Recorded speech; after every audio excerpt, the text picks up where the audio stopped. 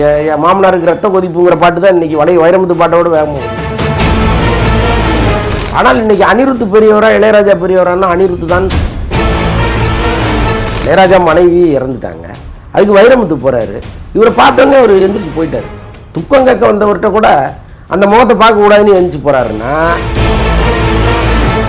இளையராஜாவுக்கும் வைரமுத்துக்கும் மட்டுமே சம்பந்தப்பட்ட விஷயம் அது. இன்னைக்கு அதை பற்றிலாம் கவலைப்படுற நிலைமையில இன்னைக்கு உலகம் இல்லை. இவங்க ரெண்டு பேருமே ஃபேட் அவுட் ஆகிட்டாங்க. இன்னைக்கு பாடலாசிரியரா அவர்லாம் ஆல்மோஸ்ட் விலகிட்டாரு. ஏன்னா அடுத்த குப்பைங்க வந்துருச்சு. விஷாலுக்கே இந்த நிலைமைன்னா முகம் தெரியாத ஹீரோக்களுக்கு, முகம் தெரியாத இயக்குநர்கள் படங்களுக்கு ரீரிலீஸ் படங்கள்ங்கிறது எப்போவுமே ஆபத்து தான். நீங்கள் மாதம் முழுக்க அதையே பண்ணிகிட்டு இருந்தீங்கன்னா புது படங்களுடைய கதி என்னாகிறது? இந்த துறையில் இருக்கிறாரு, இதை கோயிலாக நினைங்கன்றார். முதல்ல அவர் நினைக்கிறாராங்கிறதே ரொம்ப காலை தூக்கி இங்கே போட்டிருப்பாரு, கண்ணாடியை போட்டு இப்படி படுத்து கிடப்பாரு, மேடையில் பேசுகிறவர் பெரிய ஆளாக இருப்பார். கரெக்டாக படங்கள் பண்ணியிருந்தாருன்னு வைங்களேன், இன்னைக்கு அஜித் விஜய் இருக்க வேண்டிய இடத்துல பிரசாந்த் தான் இருந்திருக்கும்.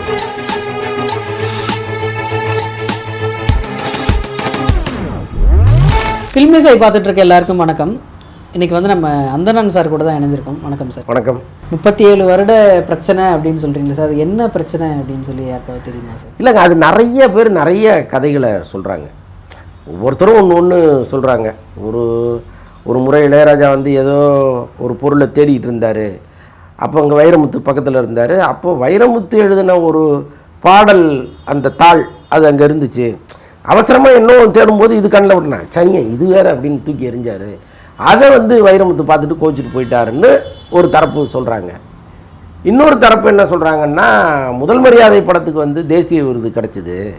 அந்த பாடல் கம்போஸ் பண்ணும்போதே மெத்தையை வாங்கினேன் தூக்கத்தை வாங்கலன்ட்டு வைரமுத்து எழுதினதை இளையராஜா நக்கல் அடித்தார். இது இணையா வரி, இது அது எப்படியா தூக்கத்தை வாங்க முடியும், நீ ஒரு வரியை எழுதுறேன்னு அவர் சொன்னதாகவும் அப்புறம் ஏதோ கன்வின்ஸ் பண்ணி அந்த வரிகளை வச்சதாகவும் சொல்கிறாங்க. அதற்கு தேசிய விருது கிடைக்கும்போது பாடல்களுக்கு இணையா இந்த வரிக்கெல்லாம் கிடைக்கிது, என் பாட்டுக்கு கிடைக்கலையேன்னு இளையராஜா வருத்தப்பட்டதா, அது வைரமுத்து இருக்கும்போதே நடந்ததா ஒரு தகவல் சொல்கிறாங்க. அதனால் புரிஞ்சதாக சொல்கிறாங்க. அப்புறம் இன்னும் இந்த மாதிரி பண விஷயத்தில் அவர் வந்து ஏதோ தப்பாக நடந்துக்கிட்டாருன்னு ஒரு பக்கம் சொல்கிறாங்க. ஆனால் இதெல்லாம் இவ்வளவு பெரிய பிரிவுக்கு காரணமாக இருக்காதுங்கிறது என்னுடைய அழுத்தமான எல்லாமே சில்லி ரீசன்ஸாக இருக்குது. சின்ன சில்லி ரீசன்ஸ். இது மாதிரி 1000 பிரச்சனைகளை இளையராஜா பார்த்துருப்பாரு, 1000 பேரை மன்னிச்சிருப்பார், சண்டை போட்டிருப்பார், திரும்ப சேர்ந்துருப்பார். இதெல்லாம் வந்து ஒவ்வொருத்தர் லைஃப்லேயும் இது மாதிரி நிறையா வரும். இவ்வளோ சீரியஸாக எடுத்துக்கிட்டு ஒரு ஜென்ம பகையாக இருக்க வேண்டிய அவசியமே கிடையாது. ஒன்றும் இல்லை, இளையராஜா மனைவி இறந்துட்டாங்க, அதுக்கு வைரமுத்து போகிறாரு. இவரை பார்த்தோன்னே அவர் எந்திரிச்சு போயிட்டார். துக்கம் கேட்க வந்தவர்கிட்ட கூட அந்த முகத்தை பார்க்க கூடாதுன்னு எந்திரிச்சு போகிறாருன்னா அப்போ ஏதோ ஒன்று வெளியில் சொல்ல முடியாத அளவுக்கு ஒன்று நடந்திருக்கு. இளையராஜாவுக்கும் வைரமுத்துக்கும் மட்டுமே சம்மந்தப்பட்ட விஷயம் அது. ஏதோ ஒன்று மர்மமாக இருக்குது. அது அவங்களா வாயை திறந்தா உண்டு. அது எப்போ நடக்குமா நடக்காமலே போகுமான்னு நமக்கு தெரியாது. ஆனால் இன்றைக்கி அதை பற்றிலாம் கவலைப்படுற நிலைமையில் இன்றைக்கி உலகம் இல்லை. இவங்க ரெண்டு பேருமே ஃபேட் அவுட் ஆகிட்டாங்க. இலக்கிய உலகத்தில் வைரமுத்து கொடி கட்டி பறக்கிறாரு. அவருடைய எழுத்துக்கள் எல்லாமே சாகா வரம் பெற்றவை. பின்னாளில் வந்து பல கல்லூரிகளில் அது வந்து ஒரு பெரிய சப்ஜெக்டாக கூட மாறும். இளையராஜா வைரமுத்து எழுதினா அவ்வளவு புத்தகங்களும். ஸோ அதனால் அவர் பெரிய மாமேதை இலக்கியத்தை பொறுத்தளவுக்கு. ஆனால் இன்றைக்கி பாடலாசிரியராக அவர்லாம் ஆல்மோஸ்ட் விலகிட்டார். ஏன்னா அடுத்த குப்பைங்க வந்துருச்சு. இவர் அளவுக்கு எழுதுறதுக்கு ஆளே கிடையாது, அது வேற. ஆனால் இன்றைக்கி வந்து யார் யாரோ என்னென்னவோ வரிகளை போட்டு வந்துட்டாங்க. என் மாமனாருக்கு ரத்த கொதிப்புங்கிற பாட்டு தான் இன்றைக்கி வைரமுத்து பாட்டோட வேகமாக ஓடிட்டு இருக்கு. அப்போ காலம் மாறி போச்சு. அப்போ இவங்க வந்து முடிஞ்சு போச்சு. இந்த பக்கம் இளையராஜா விடுதலை படத்தில் பாட்டு போட்டார், பிடிச்சிருக்கு, அது வேற. ஆனால் இன்றைக்கி அனிருத்து பெரியவரா இளையராஜா பெரியவரான்னா அனிருத்து தான் சொல்கிற கூட்டம் ஒன்று வந்துடுச்சு. இவர் வந்து கங்கை, பல வாட்டர் பாட்டிலு வாட்டர் கேன்லாம் வந்துடுச்சு, அதுதான் பெருசுன்னு சொல்கிற கூட்டமும் இன்றைக்கி வந்துடுச்சு. ஸோ அதனால் இந்த காலம் போன காலத்தில் உங்களுக்கு எதுக்கு இந்த கட்டி உருளன்னு தான் நம்முடைய கேள்வி. சார், இப்போது இந்த ரீரிலீஸ் படங்கள் அதிகமாக வருது இல்லை சார், இந்த படங்களால் இப்போ கரண்ட்டாக ரிலீஸ் ஆகிற படங்களுக்கு ஏதாவது பிரச்சனை வரும்னு நினைக்கிறீங்களா? ஏன்னா ரீரிலீஸ் படம்ன்றது ஃபேன்ஸ் பேஸ்டாக இல்லை ஒரு காமன் ஆடியன்ஸாகவே எல்லாருமே போய் ஜாலியாக என்ஜாய் பண்ணி பார்க்குறாங்க. ஏன்னா இந்த படம் எப்படி இருக்கும் அப்படின்றது அவங்களுக்கு தெரியும். தேட்டரில் வந்து அதை அவங்க பார்க்க முடியாத இப்போ என்ஜாய் பண்ணி பார்க்குறாங்க. இந்த படங்களால் இப்போ கரண்ட்டாக ரிலீஸ் ஆகிற படங்களுக்கு ஏதாவது பிரச்சனை வருமா? வந்திருக்கேன். இப்போ ரத்தனம் படத்துக்கு பெரிய தியேட்டரே கிடைக்கலங்க. கில்லி படம் வந்து எல்லா பெரிய தியேட்டரையும் ஆக்கிரமிச்சிருச்சு. ரத்தனம் விஷால் வந்து ஒரு ஆக்ஷன் ஹீரோ, ஏற்கனவே மார்க்காண்டன் நினைப்பார் ஒரு படம் ஓடி இருக்குது பிரமாதமாக. அவர் ஒன்றும் அவர்சன் ஆகலை மக்கள்கிட்ட. அப்படி ஒரு ஹீரோவாக தான் இருக்கார் அவர். அது இந்த படத்தில் வந்து அல்டிமேட்டான ஆக்ஷன் காட்சிகள்லாம் இருக்குது. ஸோ அப்படி இருந்தும் அவருடைய படத்துக்கு சின்ன தியேட்டர் தான் கிடைக்கிது. படம் சுமாராக இருக்குது. படம் சுமாராக இருக்குது. அதனால் மக்கள் போகலைங்கிறது ஒரு பக்கம் விட்டுருங்க. உள்ளபடியே ஓப்பனிங்னு ஒன்று இருந்திருக்கணும்ல. அப்போது ஒரு பெரிய தியேட்டரில் போடும்பொழுது அது இருந்திருக்கும். அது இல்லாமல் அந்த படத்தையே டீக்ரேட் பண்ணது இந்த சின்ன சின்ன தியேட்டர்களில் போட்டு தான். அப்போது தியேட்டர் கிடைக்காம போனதுக்கு என்ன காரணம்னு பார்த்தீங்கன்னா கில்லி. விஷாலுக்கே இந்த நிலைமைன்னா முகம் தெரியாத ஹீரோக்களுக்கு, முகம் தெரியாத இயக்குனர்கள் படங்களுக்கு அதுதானே கதி. ஸோ அதுமாரி போயிடுச்சு. இப்போ இந்த ஒரு நொடின்னு ஒரு படம் வந்திருக்கு, கொஞ்சம் நல்லா இருக்குது. இப்போ கில்லி வராமல் இருந்ததுன்னு வைங்களேன், இப்போ இவங்களுக்கு கிடைச்ச ஒரு 150 தியேட்டருங்கிறது இன்னொரு 100 தியேட்டர் எக்ஸஸாக கிடச்சிரும். அப்போ அதுவும் இல்லாமல் போகுது இல்லை. ஸோ அதனால் ரீரிலீஸ் படங்கள்ங்கிறது எப்போவுமே ஆபத்து தான். அதுக்காக பண்ணவே கூடாதுன்னா பண்ணலாம். அதுக்குன்னு ஒரு காலகட்டத்தை வச்சுக்கிட்டு நீங்கள் மாதம் முழுக்க அதையே பண்ணிக்கிட்டு இருந்தீங்கன்னா புது படங்களுடைய கதி என்னாகிறது? நிறைய பேர் சொத்து சுகம் எல்லாத்தையும் விற்றுவிட்டு கொண்டு வந்து பணத்தை போட்டுட்டு அப்படியே ஐயோ அம்மான்னு தவிச்சிக்கிட்டு இருக்கும்போது ஏற்கனவே போட்டு வாரி குவிச்ச படங்கள் திரும்ப வந்ததுன்னா என்ன பண்ண முடியும்? ஸோ அதெல்லாம் இருக்குது. பட்டு அது ஒரு முடிவுக்கு வந்துடும்னு நினைக்கிறேன். இன்னும் ஒரு மாதம். அதுக்கப்புறம் பெரிய படங்கள் எல்லாமே இறங்குது. இந்தியன், தங்கலான், கங்குவான் அப்படியே வருது பெரிய பெரிய படங்கள்லாம். அப்போ ஆட்டோமேட்டிக்காக இந்த கலாச்சாரம் வந்து குறையும். எப்போவுமே படம் இல்லாதப்போ, கண்டென்ட் இல்லாதப்போ தியேட்டருக்காரங்களே அதை ரிலீஸ் பண்ணலாமே, இதை ரிலீஸ் பண்ணலாமேன்னு ஒரு ஐடியா கொடுப்பாங்க. இப்போ புது படங்கள் வரும்போது அவங்களே சரி ரைட்டு வரட்டும் அப்படின்னு இருப்பாங்க. ஸோ அதனால் கொஞ்ச நாளைக்கு தான் இதெல்லாம். சார், டைரக்டர் மிஷ்கின் அவர் வந்து ஒரு ப்ரெஸ் மீட்டில் வந்து கோவிலுக்கு போகிறதும் சினிமா தியேட்டர்களுக்கு போகிறதும் ஒன்று அப்படின்ற மாதிரி பேசியிருக்காரு. நீங்கள் கோவிலில் போய் சாமிக்கிட்ட வேண்டுவீங்க, இங்கே வந்து படத்தை பார்த்து எல்லாம் விசில் அடித்து என்ஜாய் பண்ணுவீங்க, எல்லாரும் ஓடிடியில் படம் பார்க்காம தியேட்டர் போய் படம் பாருங்க அப்படின்னு சொல்லியிருக்காரு. அவர் செய்யும் தொழிலே தெய்வம்ங்கிற பார்வையில் அவர் பார்க்குறாரு. அவருக்கு தியேட்டர் கோயிலாக இருக்கலாம், அது எல்லாருக்கும் இருக்கணும்னு அவசியம் இல்லைல்ல. அவர் இந்த துறையில் இருக்கிறாரு, இதை கோயிலாக நினைங்கன்றார். முதல்ல அவர் நினைக்கிறாராங்கிறதே நமக்கு தெரியாது. ஏன்னா அவர் இந்த சினிமாவை டீல் பண்ணுறது, சினிமா நிகழ்ச்சிகளை டீல் பண்ணுறதெல்லாம் நீங்கள் பார்த்தீங்கன்னா அப்படி இருக்கும். ரொம்ப அப்படி காலை தூக்கி இங்கே போட்டிருப்பார், கண்ணாடியை போட்டு இப்படி படுத்து கிடப்பார். மேடையில் பேசுகிறவர் பெரிய ஆளாக இருப்பார், இவரோட ஒரு 50 வருஷம் சீனியராக இருப்பார், அவ்வளோ சாதனைகளை பண்ணவராக இருப்பார். ஆனால் இவர் அப்படி தான் ஒரு பாடி லாங்குவேஜோடு பார்ப்பார்.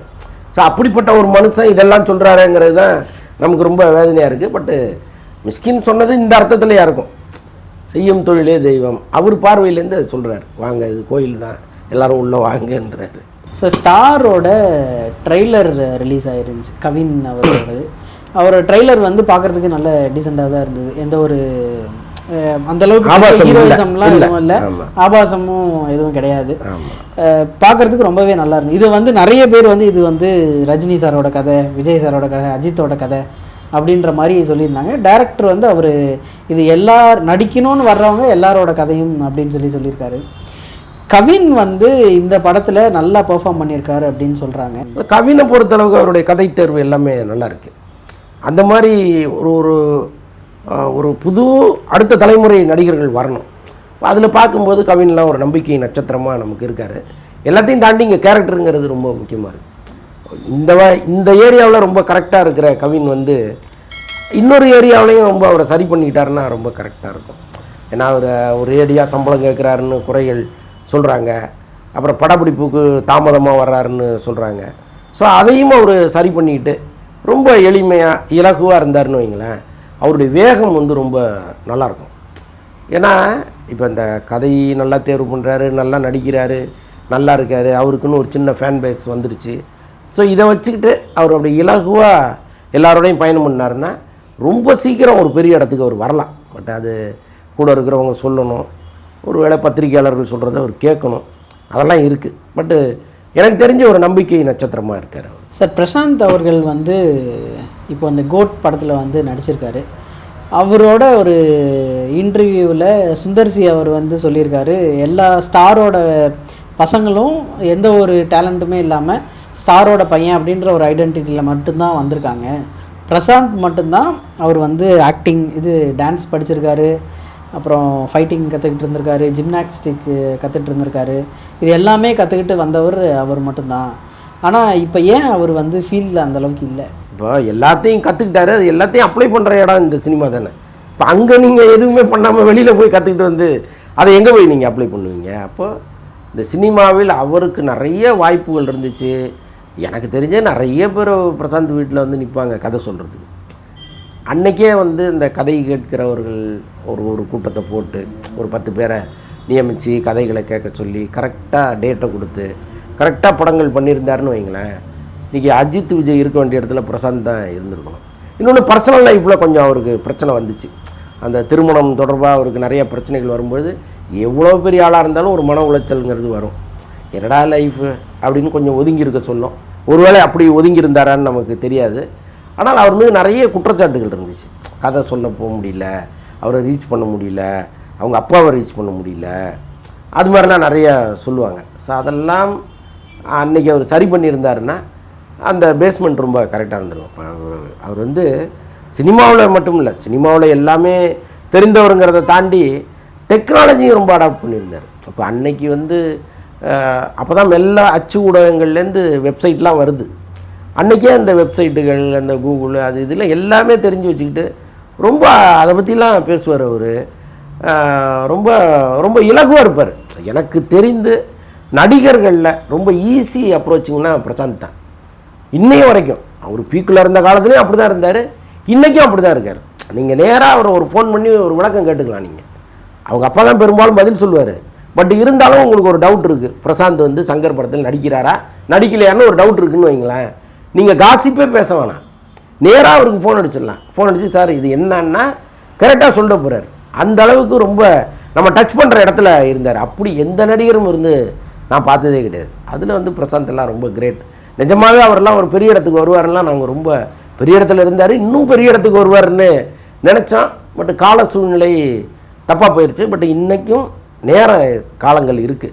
ஏன்னா பிரசாந்த் வந்து அந்த பாடியை கொஞ்சம் இழைச்சாருன்னு வைங்களேன், அவருக்கு பெருசாக ஏஜ் எல்லாம் தெரியல. இப்போ எப்படி மோகன் வந்து பல வருஷங்கள் கழித்து இன்றைக்கி சினிமாவுக்கு வந்து ஒரு ஏஜே தெரில. அவர் எப்போ நம்ம ஒரு சினிமாவிலேருந்து மறந்து போனோமோ அதே மாதிரி தான் இப்போ இருக்கார்.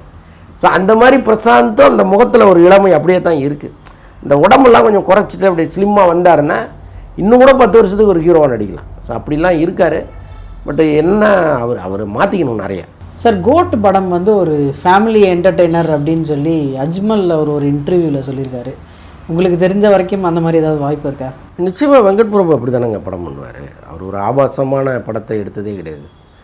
ரொம்ப பசங்க என்ஜாய் பண்ணுற மாதிரி இருக்கும், பெரியவங்க வந்தாலும் பார்த்து கை தட்டுற மாதிரி இருக்கும். ஸோ அப்படி தான் அவர் வந்து படங்களை கொடுத்துருக்குறாரு. இப்போ மங்காத்தா மாதிரி கொஞ்சம் ஆக்ஷன் ஓரியன்ட் படங்கள் பண்ணால் கூட அது எல்லா தரப்பிலும் எல்லா வயதினரும் பார்க்குற மாதிரி படமாக தான் இருக்கும்.